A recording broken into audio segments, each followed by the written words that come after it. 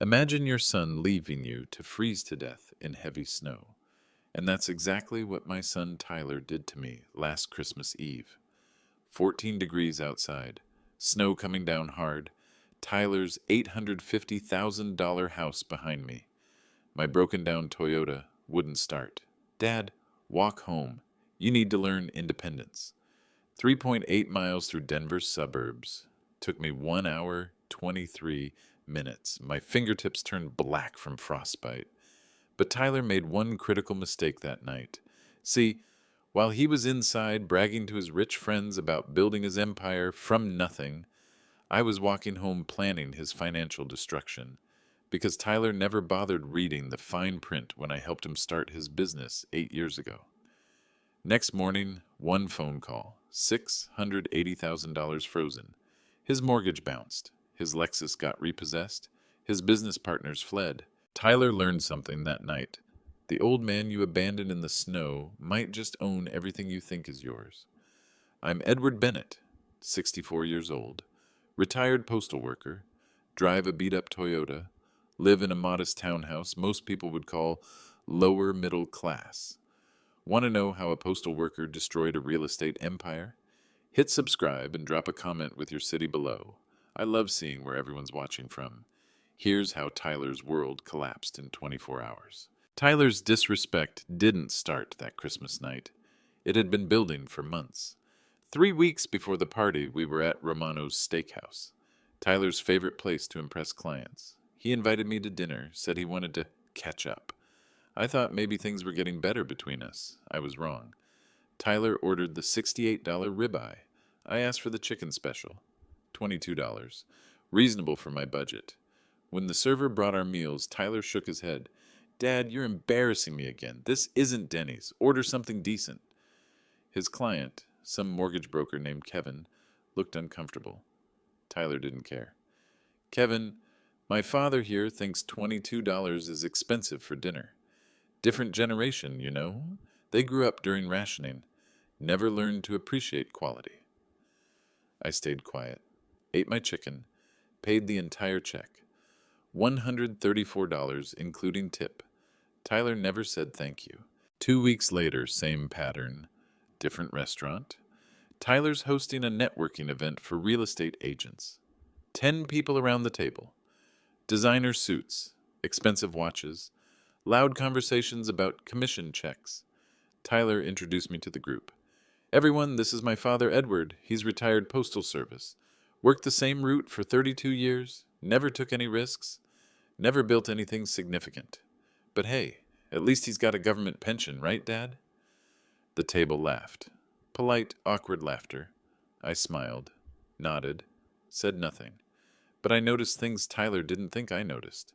The woman sitting next to Tyler's wife? She kept glancing at me with recognition in her eyes, like she'd seen me before but couldn't place where. The man across from me, older gentleman in his 50s, stopped laughing when Tyler mentioned my name. He studied my face for a long moment. Tyler kept talking. Dad lives in this tiny townhouse in the old part of town. Probably worth what, Dad? 180? Maybe 200 if the market's good? Something like that, I said. What Tyler didn't know was that I knew exactly what his house was worth. I knew his monthly mortgage payment, $7,800. I knew his car payment, $912 for that Lexus lease. I knew because I'd been covering the difference between his income and his expenses for 8 years. But Tyler assumed I was just a simple postal worker who didn't understand modern finance. The dinner bill came to $893. Tyler looked around the table, then looked at me. Dad, since you're here, maybe you could help with this? I mean, I'm always picking up restaurant tabs for business. Gets expensive. I pulled out my credit card, the same card I'd used for 30 years. Not a premium rewards card, just basic banking. Tyler smirked. Hope it doesn't get declined, Dad. This isn't exactly grocery store prices. And it went through fine. On the drive home, Tyler explained his philosophy to me. Dad, you've got to understand something. The world changed while you were delivering mail. Success today requires vision, risk-taking, building relationships with quality people. He gestured toward his house as we pulled into his driveway. I built this empire from nothing. My business generates 6 figures annually. My client list includes some of the wealthiest families in Denver. I looked at his house. Beautiful property, professionally landscaped, 3-car garage, swimming pool in the back. You did well for yourself, Tyler. Thanks, Dad. And look, I'm not saying you didn't work hard. Postal service is honest work. It's just limited, small thinking for a small life. I nodded. Different generations. Exactly. Your generation played it safe, never took chances. My generation understands that wealth requires leverage, calculated risks, strategic investments. Tyler's wife Jennifer appeared at the front door. Designer dress, expensive jewelry, perfectly styled hair. Tyler, honey, your father's staying for coffee? No, Jennifer, Dad needs to get home. Big day tomorrow delivering. Oh, wait, he's retired. Tyler laughed at his own joke. Jennifer looked embarrassed. Edward, you're always welcome here. I know. Thank you, Jennifer. Tyler walked me to my car. My 15-year-old Toyota looked shabby, parked next to his Lexus. Dad, maybe it's time to consider upgrading this thing. I mean, what if it breaks down? You'd be stranded. It's reliable. Barely. Look, if you need help with car payments, I can recommend some good financing options. Build your credit back up. Tyler assumed my credit needed building. I drove home that night thinking about leverage, strategic investments, calculated risks. Tyler was right about one thing. My generation did understand those concepts. We also understood the difference between managing money and controlling it. But Tyler was about to learn that lesson the hard way. The Christmas party was 3 weeks away. I decided it would be the perfect opportunity for some education. After that dinner, I couldn't sleep. I sat at my kitchen table with my coffee and my calculator. Same calculator I'd used for 20 years. Still worked perfectly. Tyler's monthly expenses. Let me break this down. Mortgage payment, $7,800. Car payment, $912. Property taxes, $630 monthly escrow. Homeowner's insurance, $415. Pool maintenance, $280. Landscaping service, $350. Just housing and transportation, over $11,000 every month. Tyler's real estate commissions were good when he closed deals, but real estate isn't salary. Some months he made $15,000. Other months he made $3,000. The difference came from somewhere. I pulled out 8 years of bank statements. My bank statements. Monthly transfers to Tyler's accounts. September, $9,200. October, $9,200. November, $9,200. Every month for 8 years. Never missed one. Total transferred, $747,200. But Tyler told people he built his empire from nothing. I understood why he believed that. When Tyler started his real estate business in 2016, I offered to help with startup costs, offered to co-sign his business accounts, help with cash flow during slow months. Tyler accepted, but he saw it as temporary assistance. Just until I get established, Dad, maybe 6 months. 6 months became 8 years. The bank paperwork still listed me as primary account holder. Tyler was secondary signer. I'd meant to change that once his business stabilized. But Tyler never asked about changing it, never even mentioned it. I think he forgot. Or maybe he assumed I didn't understand modern banking, thought I was just some old postal worker who'd helped him open an account. Tyler's business account currently held $680,000. His personal checking, $43,000. His savings, $12,000. All under my legal control. But here's what really bothered me that night, sitting with my calculator. It wasn't the money. It was the respect. Tyler genuinely believed I'd lived a small, limited life. He genuinely believed his generation understood wealth better than mine. He had no idea that his entire financial foundation rested on decisions I'd made before he learned to balance a checkbook. And he treated me like I was a burden. If I continued accepting Tyler's behavior, what message was I sending? That disrespect has no consequences.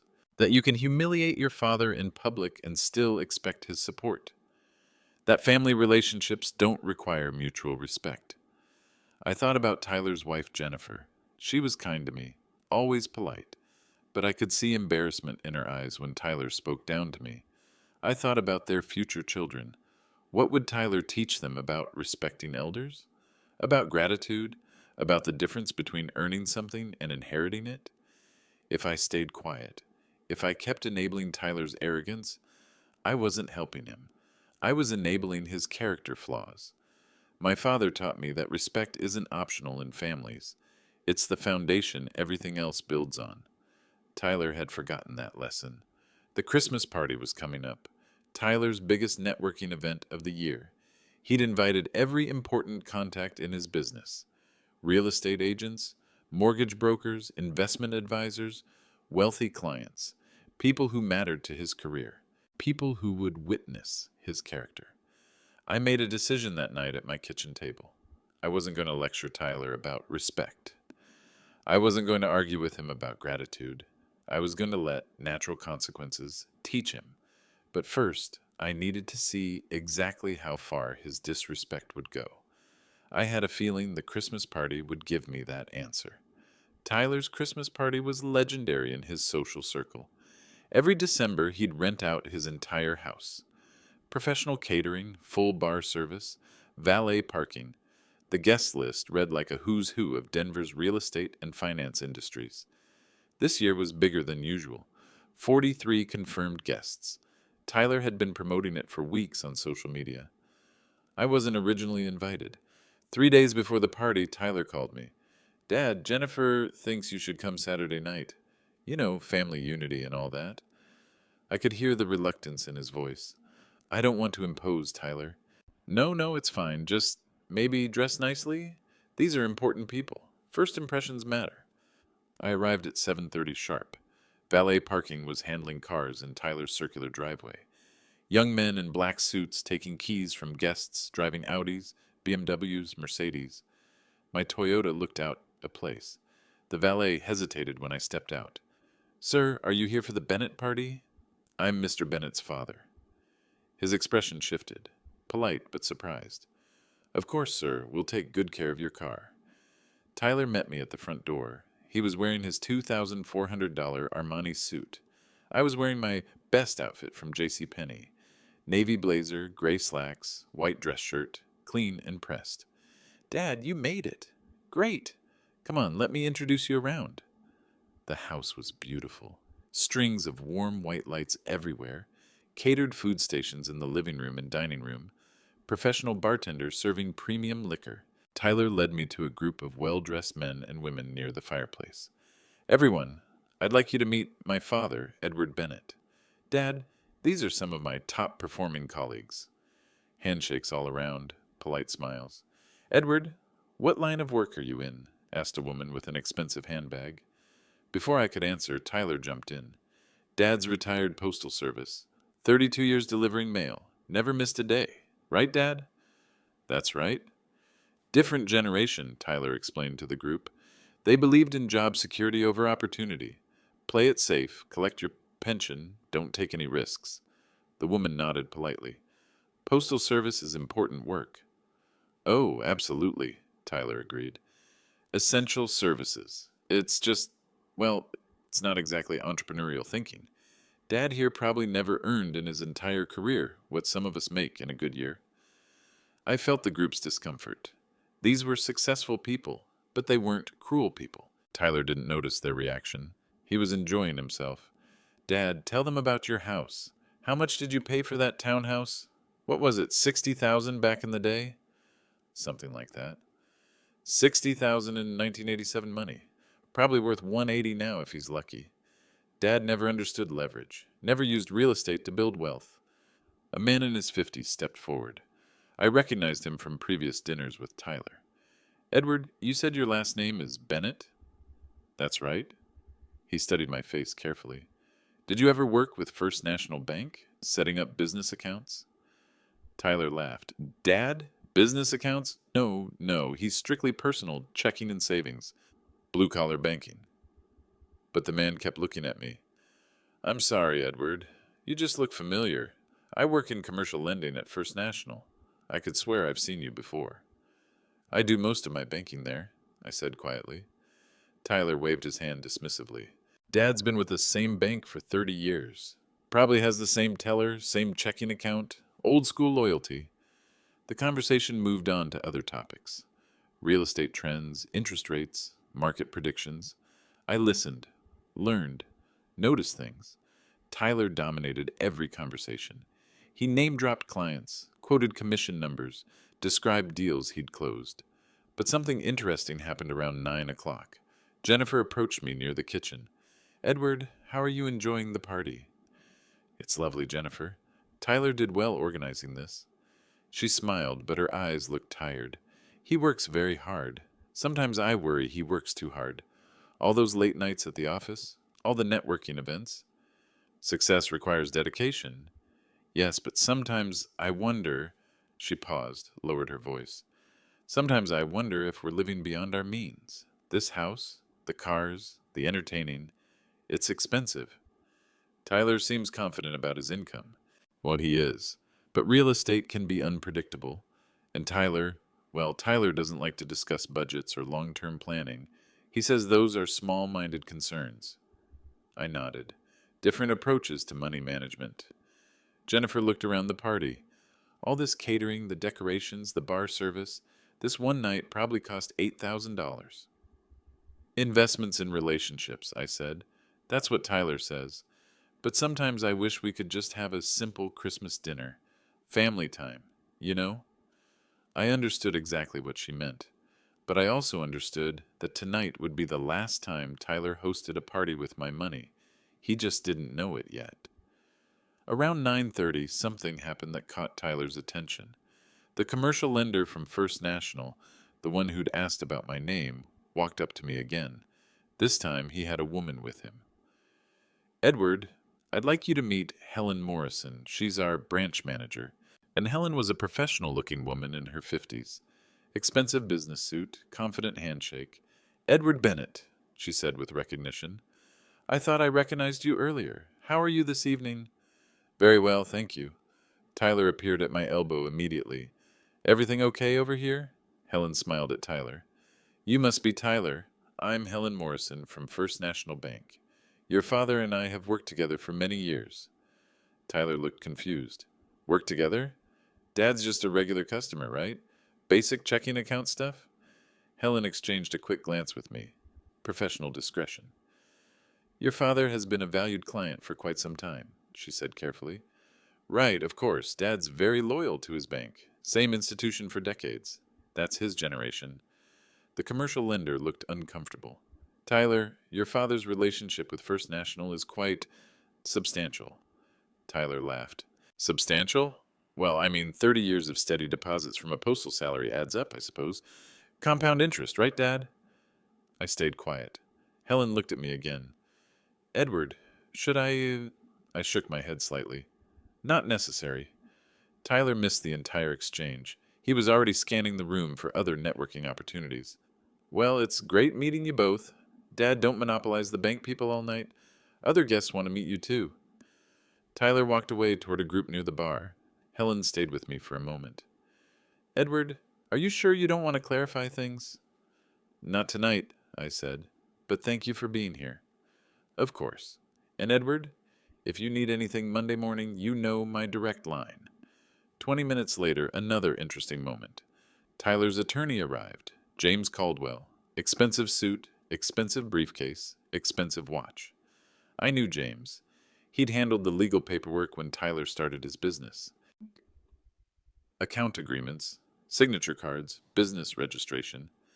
James spotted me across the room and walked over immediately. Edward, good to see you. How's everything going? Very well, James. Nice party. Tyler certainly knows how to entertain. Speaking of Tyler, how's the business doing? Cash flow steady? You'd have to ask Tyler about operational details. James nodded. Of course, though I imagine you stay pretty informed about things given your position. Tyler appeared again, like he had radar for these conversations.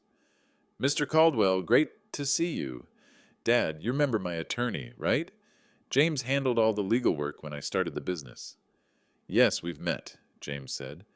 Dad was just saying how impressed he is with successful people. Weren't you, Dad?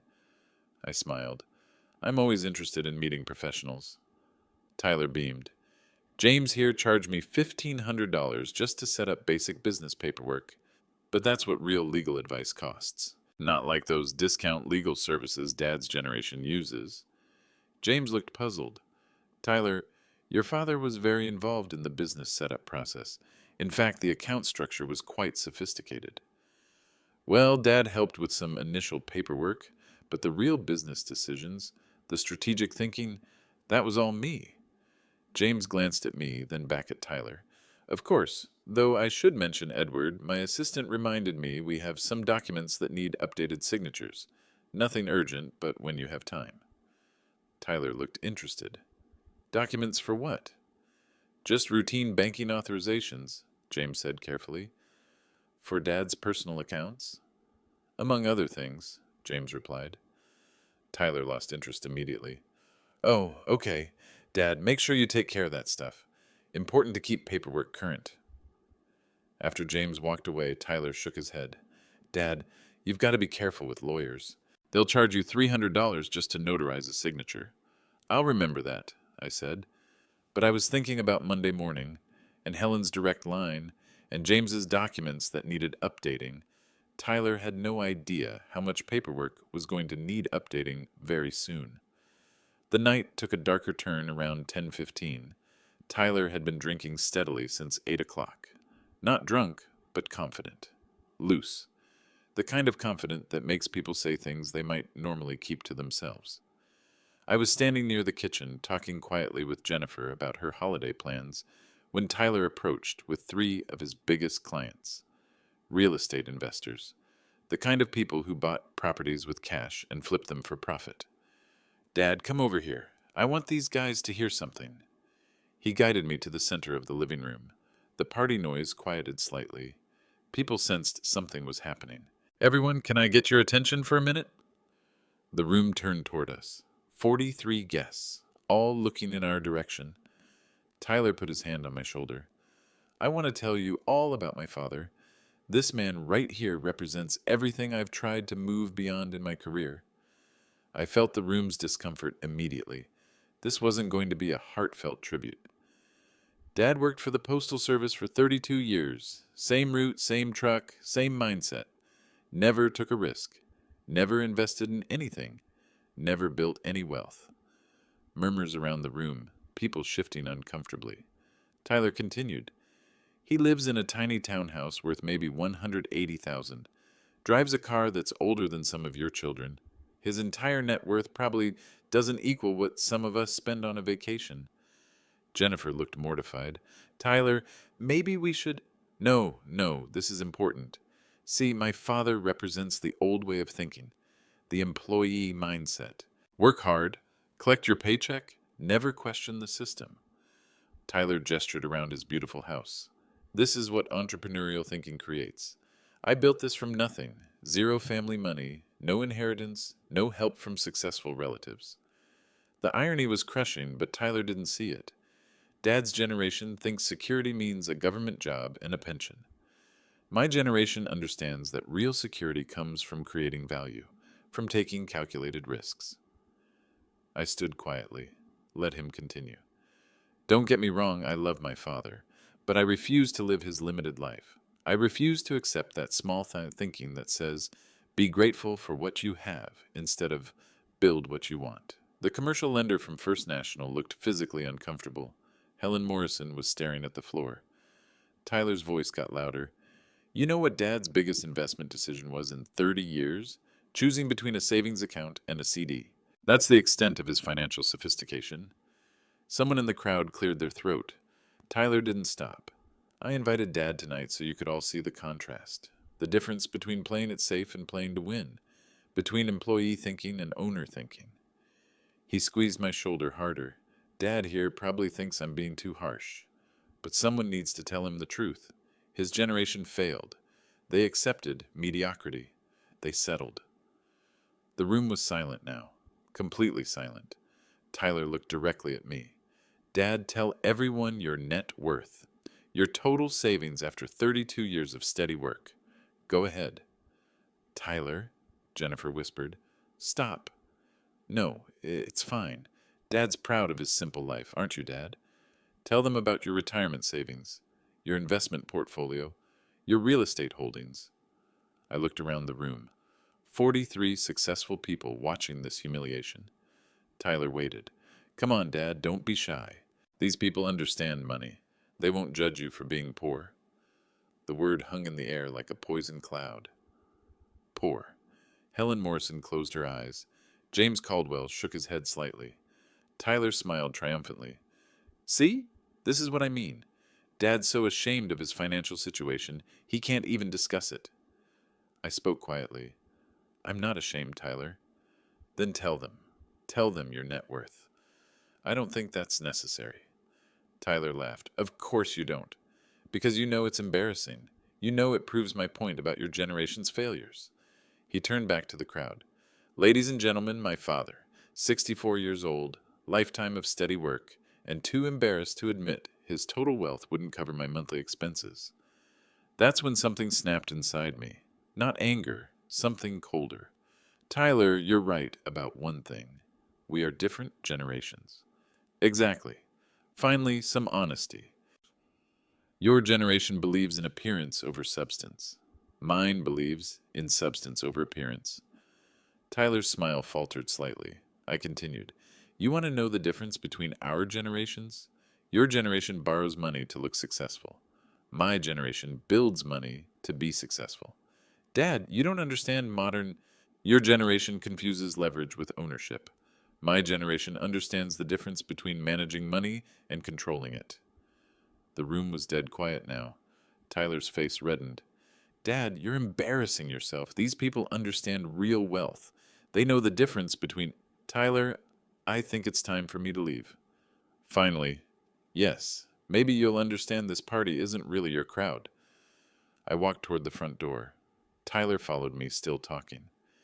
Dad, look, I'm sorry if I hurt your feelings, but someone needed to be honest with you. You can't live in the past forever. I put on my coat, my 15-year-old winter coat from Walmart.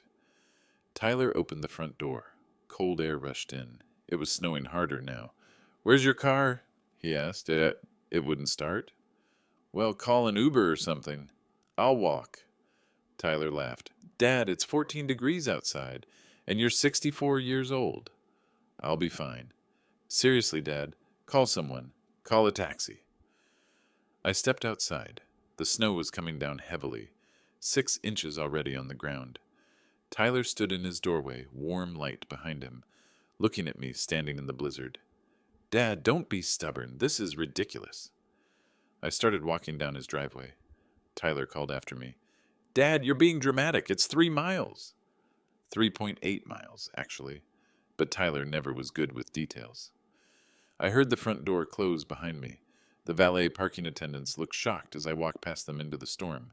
One of them called out, Sir, do you need help? No, thank you, I said. I'll walk. And I did. I reached my house at 10:47 p.m., 1 hour and 23 minutes of walking in 14-degree weather. My fingertips were numb, my feet were soaked through, but I was alive, and I was completely clear about what needed to happen Monday morning. I made hot coffee and sat at my kitchen table with my banking files. 8 years of records. Every transfer, every deposit, every account agreement. Tyler was about to get his education in modern finance. Monday, December 24th. Christmas Eve. The bank opened at 9:15. I was there at 9:10, waiting in the lobby. Helen Morrison arrived at 9 sharp. She unlocked the front doors and saw me standing there. Edward! My God, what happened to your hands? My fingertips were still bandaged from the frostbite. Long story, Helen. Do you have a few minutes to help me with some account maintenance? Of course. Come back to my office. Helen's office was professional and comfortable. 20 years of banking awards on the walls. Family photos on her desk. Edward, I have to ask, after what I witnessed Saturday night, are you okay? I'm fine, but I need to make some changes to my account structure. Helen pulled up my files on her computer. What kind of changes? I want to exercise my primary account holder rights on the Tyler Bennett business accounts. Helen's expression shifted to complete understanding. The accounts where you're listed as primary and Tyler is secondary signer? That's right. Helen scrolled through the records. Edward, there are 4 accounts here: business checking, business savings, business line of credit, and personal checking. Combined balances of, let me calculate, $735,000.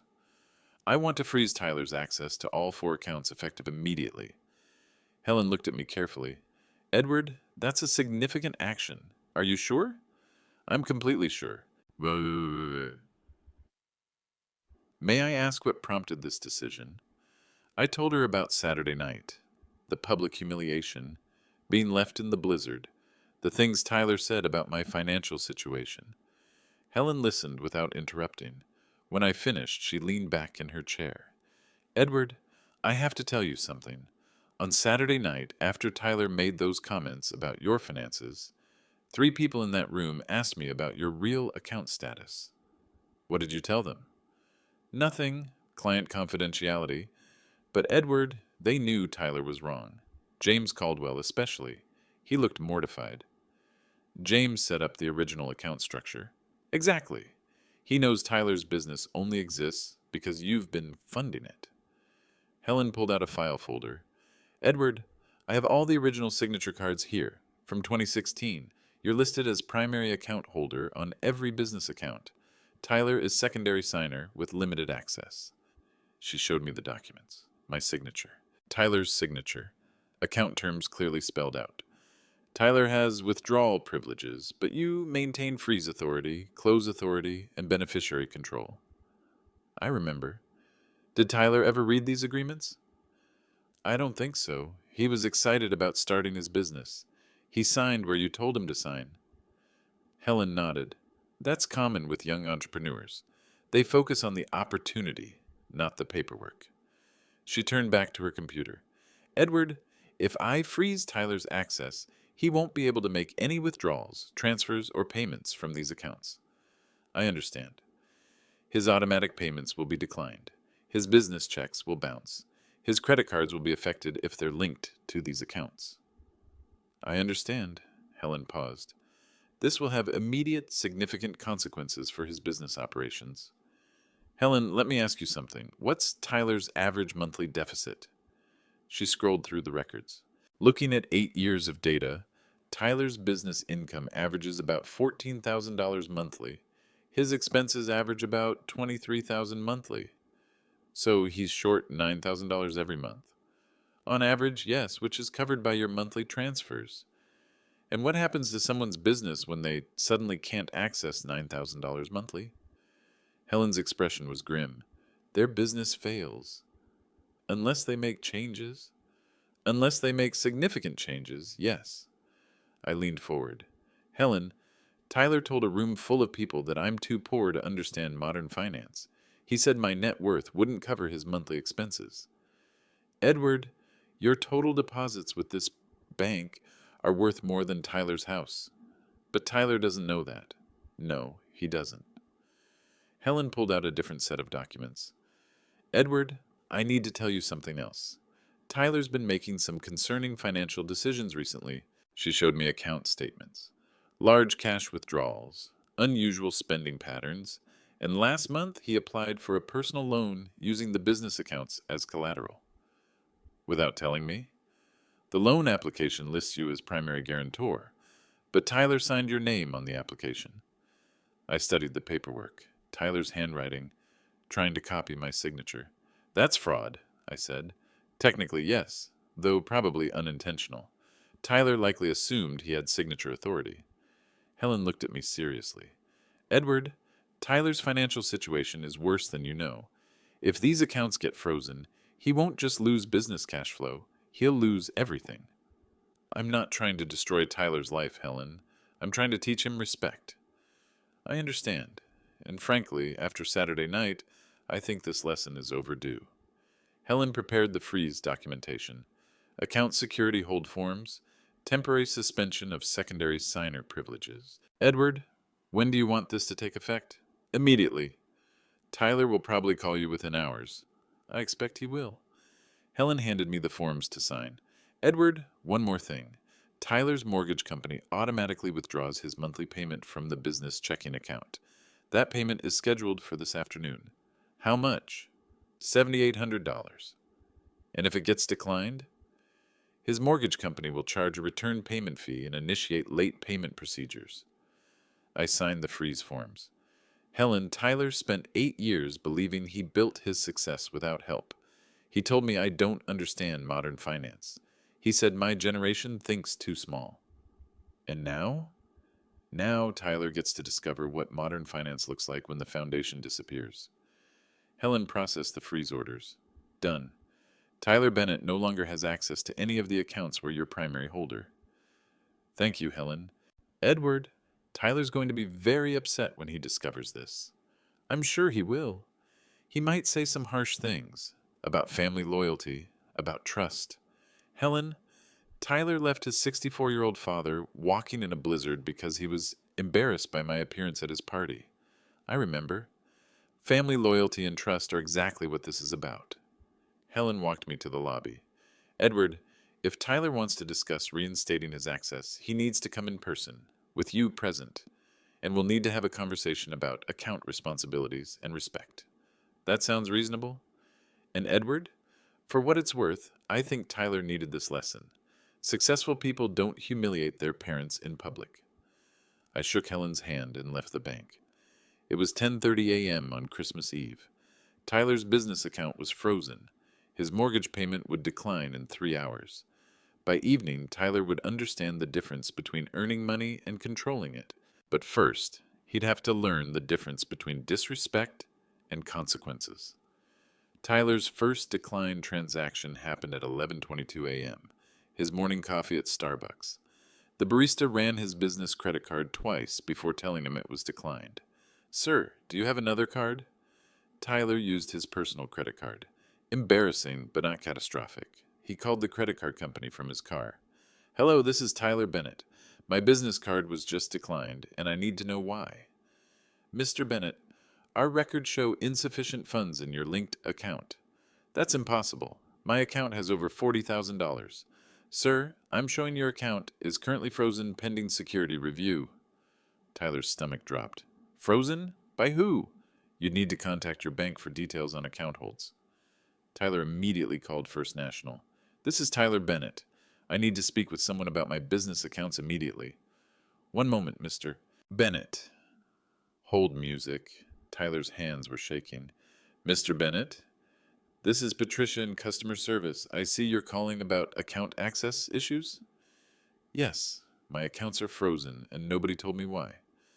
Mr. Bennett, I show a security hold placed by your primary account holder this morning.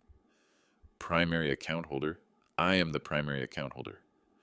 Sir, our records show Edward Bennett as primary holder on all your business accounts. Tyler's world tilted. That's wrong. Those are my accounts, my business accounts. Mr. Bennett, I'm looking at the signature cards from 2016. Edward Bennett is listed as primary holder. You're listed as secondary signer. But I use those accounts every day. All my business payments come from those accounts. Yes, sir, you had daily access privileges as secondary signer, but the primary holder maintains freeze authority. Tyler was driving toward his office, but pulled over to the side of the road. Ma'am, this makes no sense. Why would my father be primary holder on my business accounts?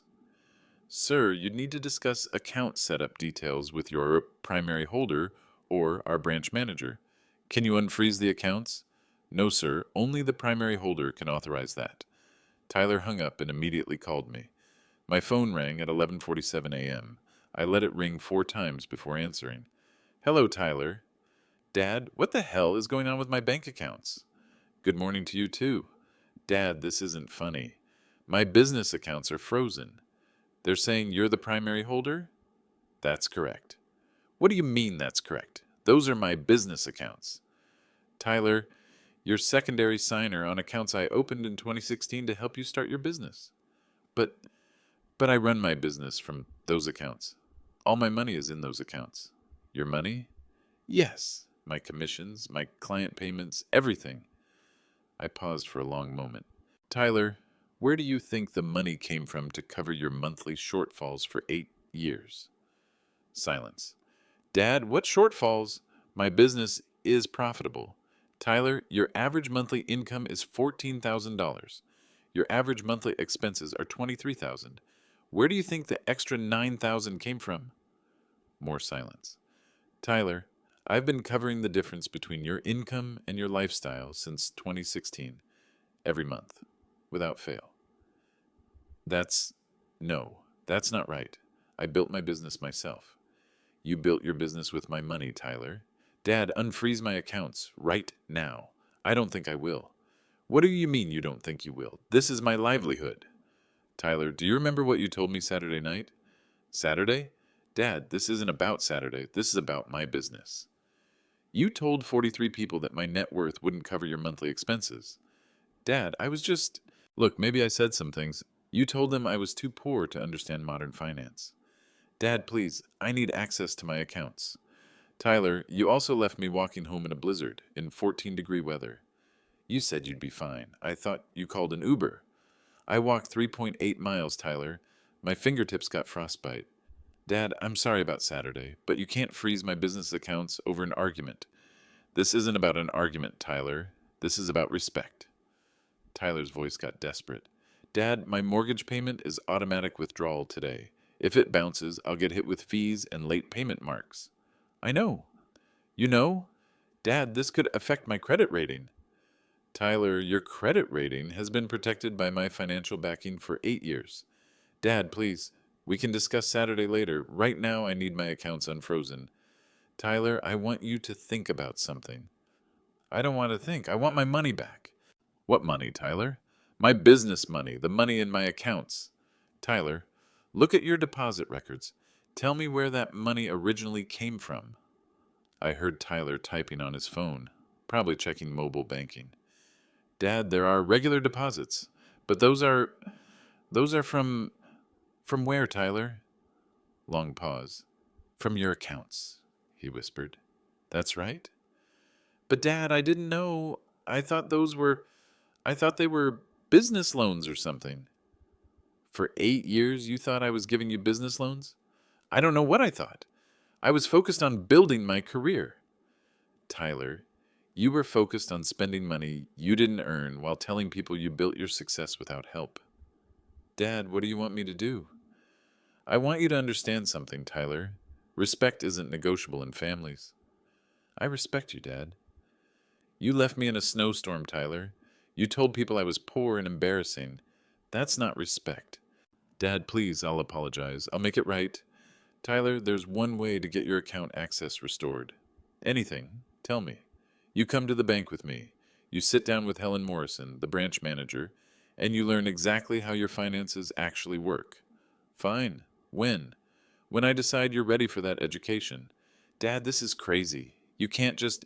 Tyler, I could have unfrozen your accounts and continued enabling your disrespect.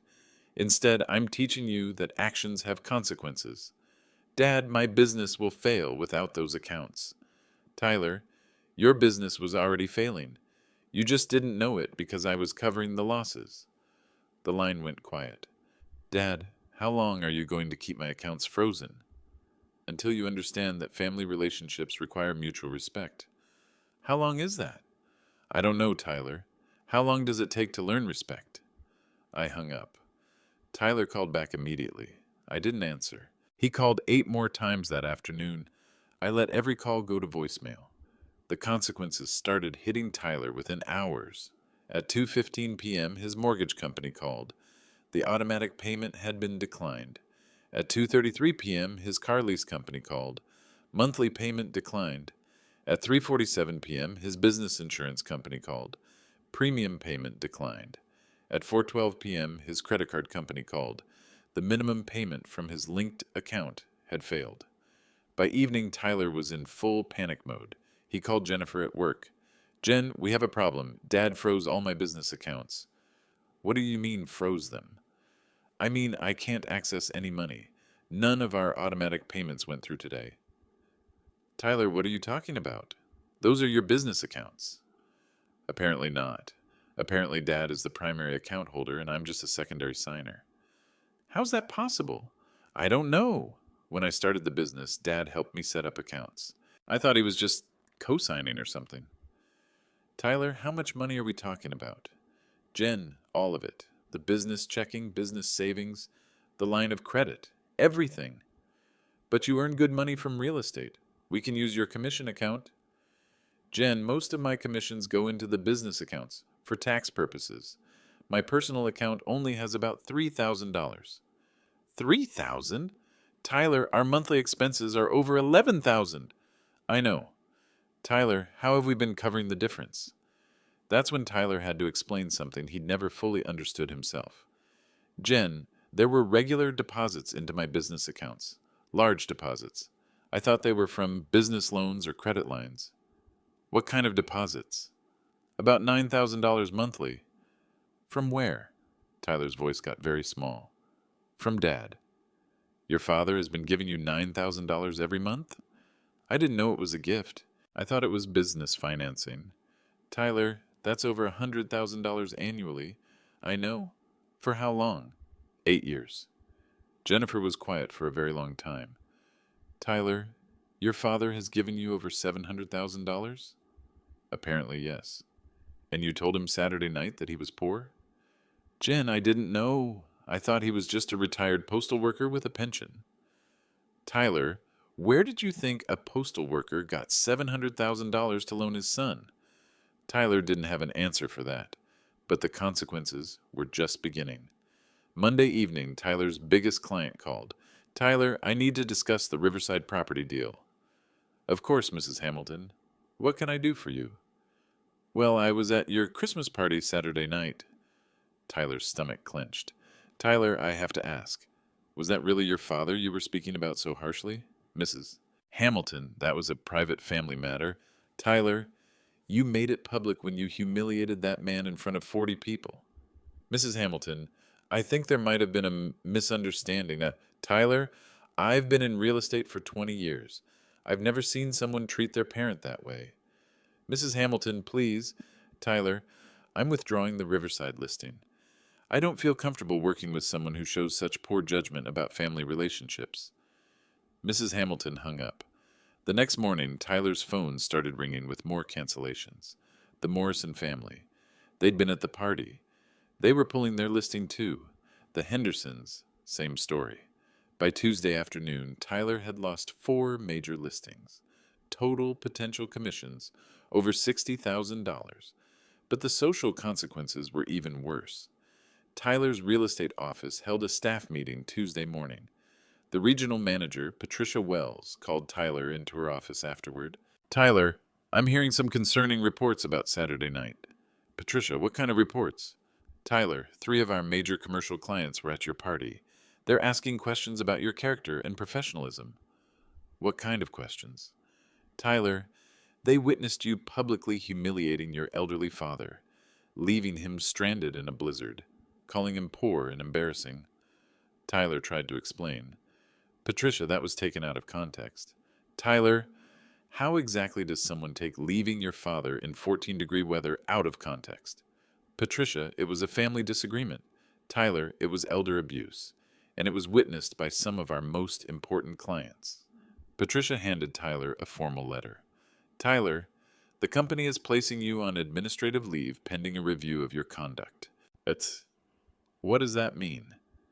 It means you can't represent our company to clients until we determine whether your behavior reflects our professional standards. Tyler stared at the letter. Patricia, this is my career. Tyler, your career depends on client trust. How can clients trust someone who treats their own father with such disrespect? By Wednesday, Tyler's situation had gotten worse. His business partner, Kevin Torres, called an emergency meeting. Tyler, we need to talk about the partnership. Kevin, what about the partnership? Tyler, I can't be associated with someone who abuses elderly family members. I didn't abuse anyone. Tyler, you left your 64-year-old father walking in a blizzard after publicly calling him poor and worthless. Kevin, that's not how it happened. Tyler, I was there. I saw the whole thing. Kevin slid a document across the table. Tyler, I'm dissolving our partnership. You can't do that. I can and I am. Tyler, half our clients were at that party. They're questioning your character. That affects my business too. Kevin, we built this partnership together. Tyler, you built this partnership with your father's money. Money you didn't even know you were getting. How did you know about that? Tyler, James Caldwell told me. He said your father has been funding your business for 8 years without recognition. Kevin stood up. Tyler, you need to figure out your priorities. Is your ego more important than your family? Because right now, you're losing both. By Thursday evening, Tyler had lost his business partner, his company affiliation, 6 major clients, and access to all his financial accounts. He was facing late fees on his mortgage, car payment, and credit cards. His wife Jennifer was staying at her sister's house, too embarrassed to face their neighbors. And Tyler finally understood that his father wasn't the problem. Tyler was the problem. Tyler showed up at my house Thursday evening. He looked terrible. Unshaven, wrinkled clothes, dark circles under his eyes. Dad, can we talk? I invited him in, made coffee. We sat at my kitchen table. Tyler, how are you doing? Dad, I lost everything. Tell me what happened. Tyler explained everything. The canceled clients, the dissolved partnership, the administrative leave, Jennifer staying at her sister's house. Dad, I didn't know about the money. I swear, I didn't know you were supporting my business. Tyler, in 8 years, you never wondered where the extra money came from? I thought I was just really good at real estate. You are good at real estate, Tyler, but your expenses exceeded your income every single month. Tyler put his head in his hands. Dad, I'm so sorry about Saturday night. What are you sorry about? I'm sorry I embarrassed you. I'm sorry I said those things about your money. Tyler, what else? I'm sorry I left you walking in the snow. And, Tyler thought for a moment, I'm sorry I didn't appreciate everything you've done for me. Tyler, do you understand now how your business actually worked? Yeah, I understand. Explain it to me. Tyler took a deep breath. You've been covering my monthly shortfalls since I started the business. Without your support, I would have failed years ago. That's right. And instead of being grateful, I told people I built my success without help. Tyler, why do you think I never corrected you? I don't know. Because I wanted you to feel confident. I wanted you to believe in yourself. Tyler looked up at me. But I wasn't really successful, was I? Tyler, you were successful at generating income. You just weren't successful at managing expenses. Dad, can you teach me how to really manage money? I can, but first we need to establish some new ground rules. Anything. I pulled out a notepad and wrote down 3 rules. Rule 1, mutual respect. You don't speak down to me, and I won't speak down to you. Agreed. Rule 2, financial honesty. We discuss your real income and real expenses every month. Agreed. Rule 3, earned independence. I'll continue supporting your business, but we create a plan for you to become truly self-sufficient within 2 years. Dad, what if I can't become self-sufficient in 2 years? Then you'll learn to live within your actual means. Tyler nodded. Dad, what about my accounts? Tomorrow morning we go to the bank together.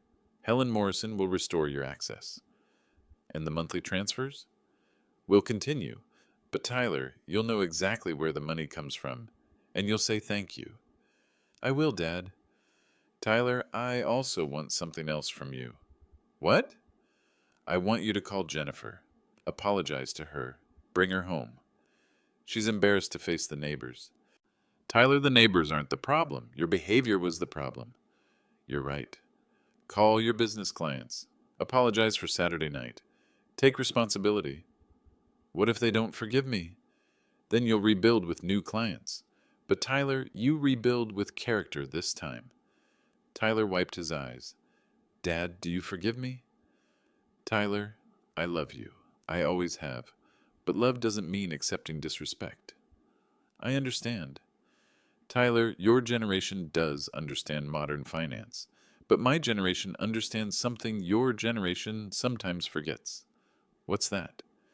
Relationships are the foundation everything else builds on. Money, career, success, all of it depends on the relationships that support it. Tyler looked around my modest kitchen. Dad, can I ask you something? Of course. How much money do you really have? I smiled. Enough to support my son's business for 8 years without affecting my retirement. But you drive an old car, live in a small house. Tyler, those were choices. I chose to invest in your future instead of upgrading my lifestyle. Dad, I'm so sorry. Tyler, don't be sorry. Be grateful and be respectful. That's all any parent really wants. Friday morning, we went to the bank together. Helen Morrison restored Tyler's account access and explained exactly how business finances work. Tyler learned about primary account holders, secondary signers, and financial responsibility. He also learned that respect and gratitude aren't old-fashioned values. They're the foundation of every successful relationship, including the one between a father and son. If you're watching this, let me know where you're from and whether you think Tyler learned his lesson.